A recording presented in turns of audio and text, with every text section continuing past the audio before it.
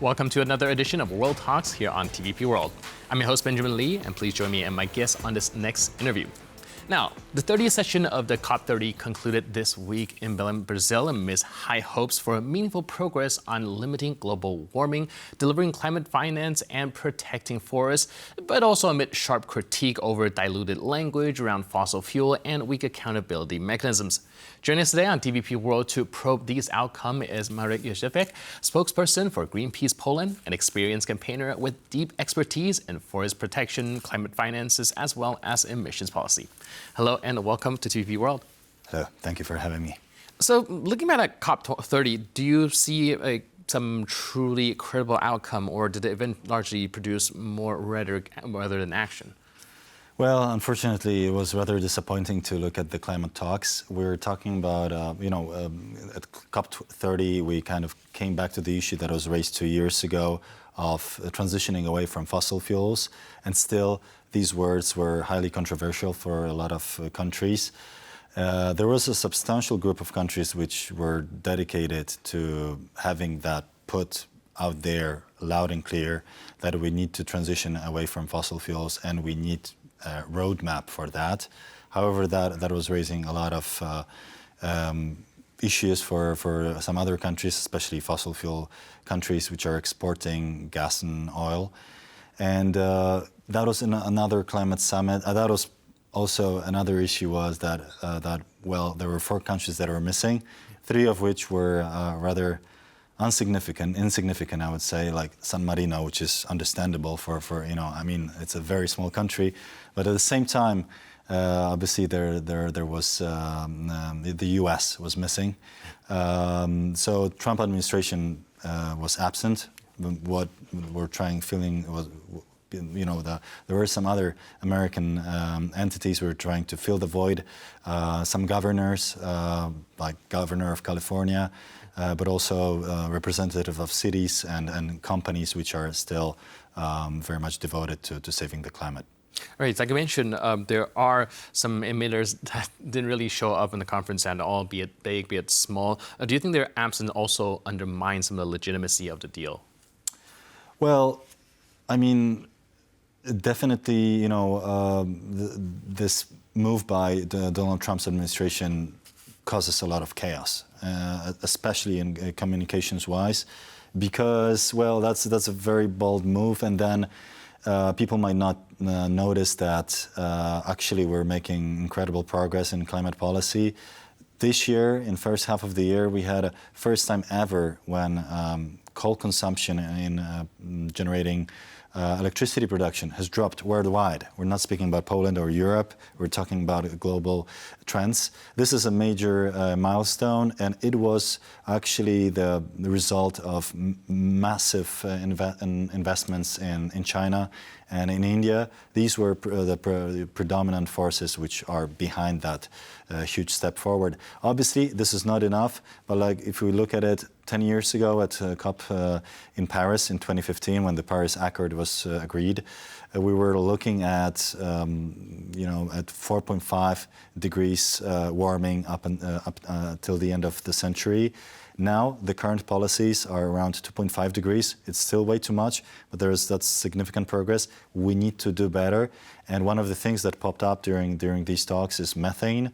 We've been mostly focusing on CO2 as this major, number one global greenhouse gas, but also methane is another thing that we should be looking at. And there are a lot of things that we should do, and we are unfortunately not doing.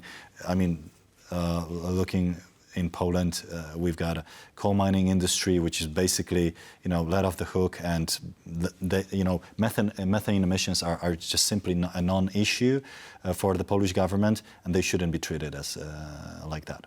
Right, so perhaps there are still a few low-hanging fruits that can be tackled before going into some of the deeper and harder to resolve issue. Absolutely. The bloc of European Union also does seem to be walking back a little bit on the earlier ambition under the European Green Deal as well. Do you think Europe's also quietly kind of surrendering and ceding some points in there? Well, definitely it's a surrender. I would see it that way, because for when we look at our interests, where our interest lies, I can fully understand Australia or Saudi Arabia or I mean, I can understand them more. They're major exporters of fossil fuels. However, we in Europe, we don't have any major deposits of oil, gas, or coal. Looking at Poland, for decades we've been considered a coal economy, but just last year the consumption of coal has dropped by 14% in Poland. That's a huge step forward. And also, I mean, the production of coal has been just going down since 1979, basically, year by year. So we need to just simply replace it with something else.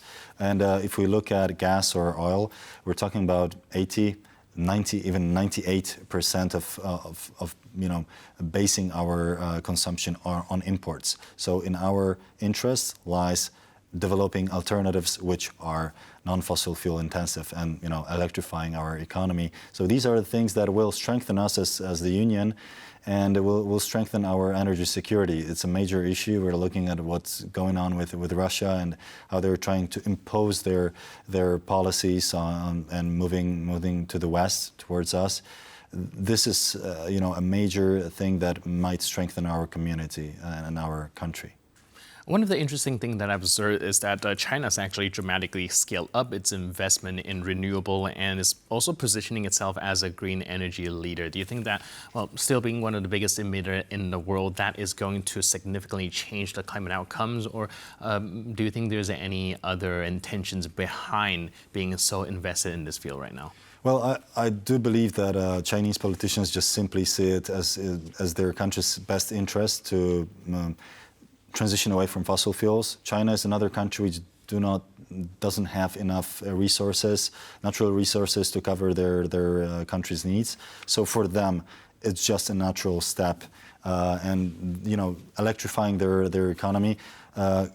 China can be the first electro state, not petrol state. Where, if you look at their major investments, how they invest predominantly in solar energy and also in wind. These are the biggest drivers behind this green energy boom in the last years. If you look at global investments across the world, more than half of it is happening in China. So China is really the global leader in green energy, and I don't think it comes. The main factor was climate change and climate protection. It is simply seen as their economic kind of best interest, Right. and that's the biggest driver, I think, and that's how we should frame our climate policy as well. Now, coming back to Europe and the results of this summit, do you think that in the future there should be any kind of accountability mechanisms or any way to be able to measure success or hold the countries who are not even present accountable to make sure that these meetings don't just result in very expensive slogans without a substantial decision-making or any actions taken? Well, any mechanism without making somebody accountable for this is usually, it just simply doesn't work. And we've seen that across Europe, that when we have a financial mechanism like EU ETS system, it simply works. I mean, if one has to pay for its emissions, all of a sudden there might be measures taken which actually show us alternatives. So it is a really, these are the things that are working. I think the same must go with methane. We're looking at right now coal mines which are really paying almost nothing for their emissions. And obviously in theory, in Europe, we've got this mechanism which means polluters pay principle, right? But in fact, if you look at, there are many loopholes, and one of them is this coal mining sector and methane emissions. If you look at how much they're paying for their emissions, I mean, these numbers just simply don't add up. It's not enough for them to be incentivized to invest in capturing methane, and we're talking about basically waste. I mean, methane is a greenhouse gas. It's also a pollutant, which, for instance, is really bad for people who have asthma. But also, it could be used as a source of energy, right? So we're basically letting a source of energy just to be let out in the air. So it's a massive waste, and hopefully our government will just simply take care of this. There are EU goals on that. Up until 2030, we're supposed to cut emissions of methane from coal mining sector by 30%. We do not have policies that will implement that for now. All right, so still a lot of ambitious goals, and we'll have to see how it is being tackled later down the line. But in the meantime, thank you so much for your input and insight. I really appreciate it. Thank you very much for having me. And thank you for tuning into this edition of World Talks. But for more news, update, and commentary, please stay tuned to TVP World.